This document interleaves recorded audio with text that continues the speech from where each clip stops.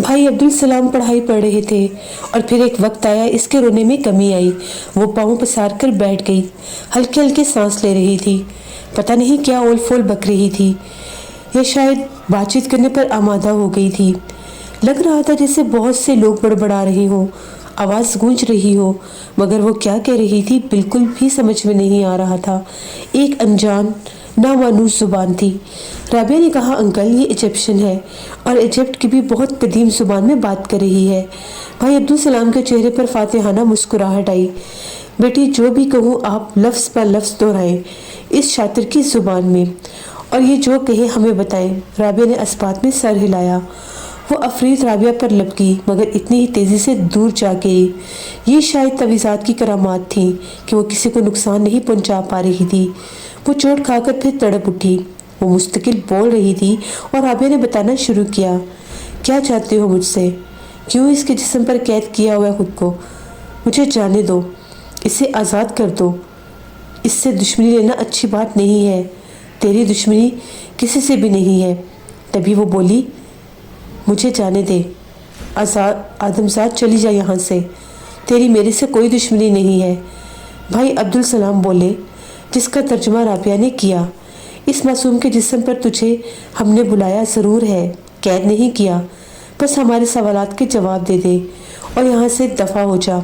क्या नाम है तेरा और क्यों इस बच्ची को अपना शिकार बनाया है तूने? शिकार? शिकार नहीं। एकदम से एक भयानक आवाज़ गूंजी। तुम आदमजाद कितने बेरहम हो, बेगुनाह की जान लेते हो, और जब अपने ऊपर बात आती है तो अपना जुर्म छुपाना चाहते हो। तो जान निकलने लगी। क्यों? ऐसा क्यों? मैं नहीं छोड़ूंगी इसे, बस कह दिया, नहीं छोड़ूंगी मैं। मुझे बदला लेना है, बदला। कैसा बदला? क्या नाम है तेरा? क्यों आई है यहाँ? कहाँ से आई है? वो अफरीत कमरे में गश्त करती हुई जवाब देने को तैयार नहीं थी। भाई अब्दुल सलाम ने जेब से एक बोतल निकाली और चुल्लू में पानी लेकर पढ़ा और फिर इसकी तरफ उछाल दिया। वो लौटने लगी और बैन करने लगी। यूँ लगता कि पानी नहीं, जैसे कोई तेज़ाब था। इसके जिल्द से धुआं उठता महसूस होने लगा। जालिम आदमजाद, मुझे छोड़ दे, मुझे मजबूर ना कर कि ये बच्ची मेरा निशाना नहीं है। मेरा असल काम सिर्फ इंतकाम लेना है। जो तेरे पीछे छुपा खड़ा है डरपोक ना मर्द, सामने आ। इसके बाप ने मुझे कत्ल किया था, मैं इसको नहीं बख्शूंगी। तेरे इन शब्दों से मैं बच्ची की जान नहीं छोड़ूंगी। सुन मेरी बात, अब मुझ पर पानी मत उछाल। ये पानी दूर रख मुझसे। पानी मत उछाल मुझ पर, तुझे तबाह कर दूंगी। और जो भी तूने पूछा है इसका जवाब मैं पहले दे चुकी हूँ। पराठों के साथ इसने बताना शुरू किया। इसका नाम अबिया यूमी है और वो जन्नतों में से है। जन्नतों में से है और इंसानों में क्या करने आई है? तुझे इल्म नहीं कि इंस और जिन के दरमियान अल्लाह ने एक फसील बनाई है। इसकी हदबंदी कायम है। सज़ा की मुस्तहिक है तूने ये हद तोड़ी है और मैं तुझे इसकी सज़ा भी दे सकता हूँ। इसमें आगा का कोई कसूर नहीं। तूने इसे मजबूर किया था वो तुझ पर हमला करे। तू क्यों इन इंसानों को इतने नज़दीक आई? क्यों इन इंसानों की बच्ची पर झपटी? वो तिल मिलाने लगी। मैं नहीं झपटी, मैंने कोई हमला नहीं किया था, मैंने कोई नुकसान नहीं पहुंचाया था। पूछ इस आदमजाद से। मैं कितने दिन से इसके घर आ रही थी, मैंने कभी इसके घर के अंदर कदम नहीं रखा, कोई नुकसान नहीं पहुंचाया, डराया धमकाया या किसी पर सवार नहीं हुई। मैं नहीं मानती तेरा मजहब और इसके कानून। मैं पूजा करती हूँ जन्नतों की, और मेरी पूजा होती है मिस्र के अयानों में। जा जाकर देख, देवी हूँ अबिया यूमी। तू झूठ बोलती है, मकार है तू। बच्ची पर हमला किया और इसके बाप ने अपने बच्ची के बचाव के लिए तुझे मारा, जिससे तेरी जान गई। वो फिर घुर्राई। मैंने हमला नहीं किया था, मैं खेलने लगी थी इस बच्ची के साथ। मैं महीनों से बैठकर इस लॉन में इसे देखती रही और दिन दिन इसके नज़दीक जाती रही। मैं आगे बढ़ी और आदमजाद ने हथियार से मुझ पर हमला कर दिया। ओ मेरे खुदाया, ये मुझे क्या हो गया है? आगा जान सर पकड़कर बैठ गए। पता नहीं इनको क्या हो रहा था। जाने अनजाने इन्हें लगा बिल्ली हमला आवर हो रही है। مگر بقول کہ وہ زیبی کے ساتھ کھیلنا چاہ رہی تھی۔ مگر کھیلنا بھی کیوں چاہے کوئی جن انسان کے ساتھ؟ آغا جان نے کہا۔ بھائی عبدالسلام، ہاتھ جوڑ کر اس سے معافی مانگتا ہوں، مجھ سے غلطی ہوگی، میں صرف اپنی بچی کو اس سے دور کرنا چاہ رہا تھا، میرا بالکل بھی ارادہ نہیں تھا اس کی جان لینے کا۔ آغا جان نے ہاتھ جوڑ دیے۔ رابعہ نے آغا جان کی کہی ہوئی بات دہرائی۔ اب یہ یومی ہنسنے لگی۔ غلطی ہو گئی؟ میری جان چلی گئی اور اس سے غلطی ہو گئی، میں تجھے معاف نہیں کروں گی۔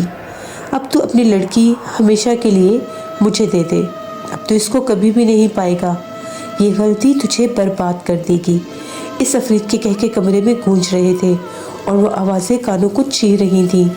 اذکار کی کثرت اور خوف سے ہماری زبانیں خشک ہو رہی تھیں۔ بھائی عبدالسلام نے کہا، دیکھ اب یا یومی، معاملہ صاف ہے، جو ہوا حادثاتی طور پر ہوا۔ آغا تیری جان لینا نہیں چاہتا تھا، ویسے بھی تیری جان گئی تو نہیں، تو مری تو نہیں، تو زندہ ہے اور قابض ہے۔ دیکھ اس بچی پر، اس کا کیا قصور ہے؟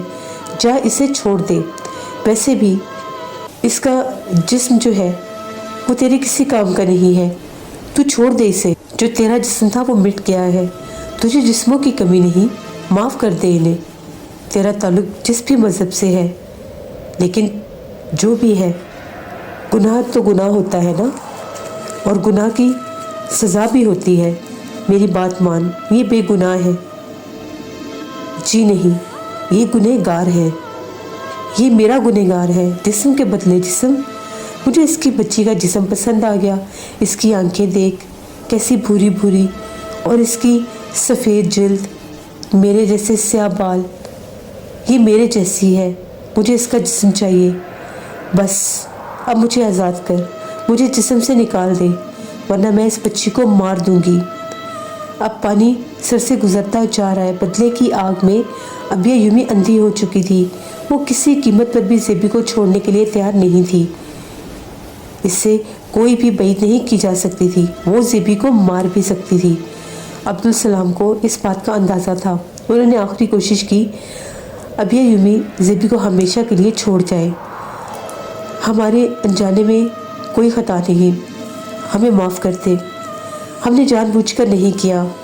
مگر وہ بضد تھی، وہ مخلوق طاقت کے سب میں ڈھیٹ ہو چکی تھی اور ڈٹ چکی تھی۔ بھائی عبدالسلام نے اذکار بلند کیے اور بوتل میں سے پانی کے چھینٹے پڑتے پڑتے زیبی کی طرف اچھالتے رہے۔ وہ تڑپنے لگی جیسے پانی نہیں تیزاب کے چھینٹے ہوں، اس کی جلد پر آبلے بڑھ گئے تھے۔ او میری زیبی!